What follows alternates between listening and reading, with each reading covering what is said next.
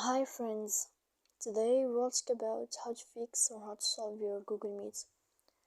To know how to find the solution about Google Meet, you should just go to settings.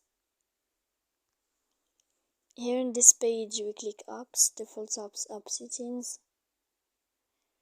Here in this list you'll enter to the app of Meet.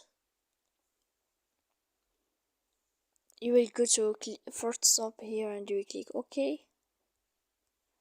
After that, these steps you will click storage.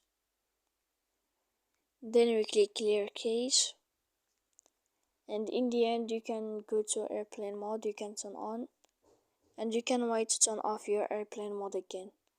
So please don't forget to support us by like and subscribe.